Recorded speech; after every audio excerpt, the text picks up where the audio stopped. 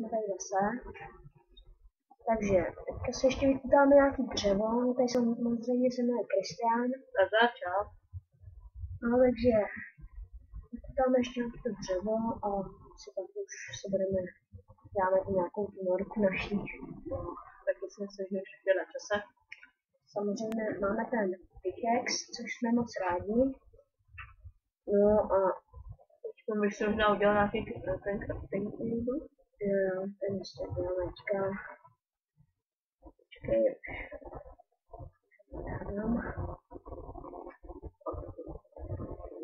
Tak. Jo, tak tímko. 60 prtínek to jde. No a tak asi bych začal, že bych udělal prostě dírku. Ty skále, víš co, jak je tam ty vody. Jo,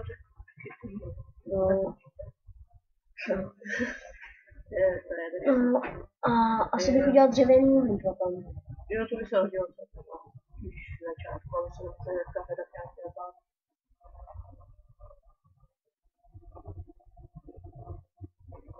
No, tak počky děláme nějaký, ty se vždycky šiknou.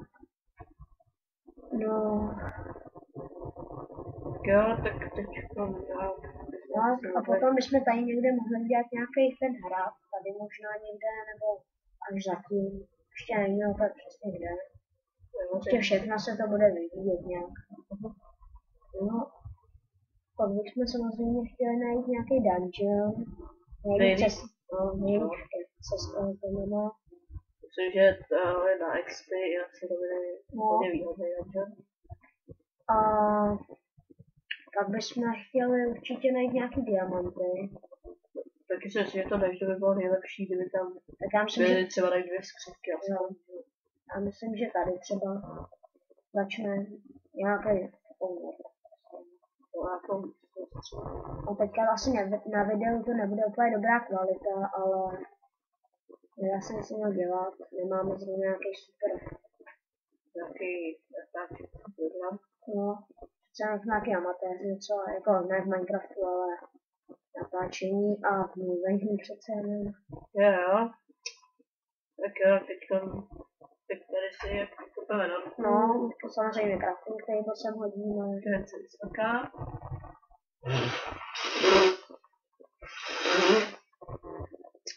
Zatrát celá jim. Jo, teda. No. To děláme. Člověk tady viděl asi pak něco. Jasně. Nějakou si tam ještě dá. Uvidíme ještě. No. Tady bych možná došel pro ten crafting slab. Jo, bych nejprve zabavil, počkej, už to jdeme, ten je tady kousek, teďka dolů. No. Dejte daleko. Jo, už víš. Tak. Ho, sekáme ho, jdem. Tak jo. Tak doufám, že se to bude ale dobře vyvíjet. No a asi jdem do té norky, řekněme. No a tak doufám, že se to pak vyvine nějaký ten hrádek, lepší damage, nebo prostě něco takového. Podzemí, pak bychom ještě chtěli najít třeba potom dungeon. Takže by byl takový základ, no, tak třeba nějaký diamanty, železo, hodně železa, to by bylo dobrý, za to by bylo spíš chápu, že vždycky člověk nenarazí na dobrý suroviny. Tak jo, tak třeba budeme mít smůlu, třeba štěstí. Doufejme, že radši štěstí. Tak třeba se bude radovat diamantů, že jo, a potom to najdeme jenom jeden. Díky by se nebyl moc šťastný, aby to bylo.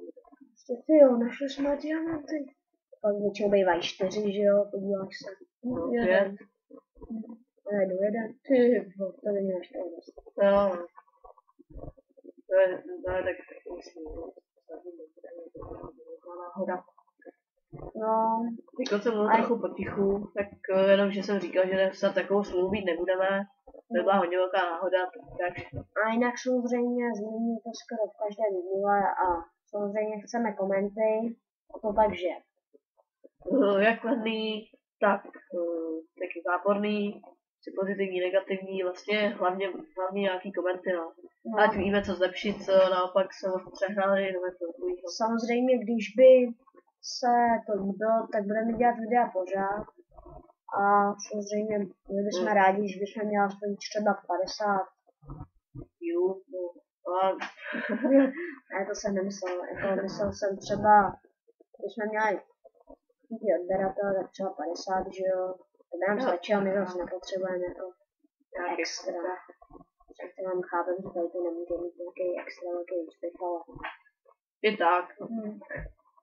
Přece jenom ta kvalita je tady o hodně horší. Takže si myslím, což asi na videu pak uvidíte. Ještě hůř. No, ne, tak my to vidíme teďka dobře, když hrajeme, že jo, ale potom... Ale už jsem zkoukával nějaký videa u kamaráda, který má taky ten hypercaptový kurz, takže... A vlastně taky jsme se dívali na předchozí video, to taky není žádná krásná, ale začíná se stmívat, jdem dovnitř. Teďka tady bude asi hodně hnusná tma, ale asi si uděláme péc, ne? To by se mohli, tak se hodí. Tak si udělat to dřevěný uhlí nějaký ještě. Jo, určitě.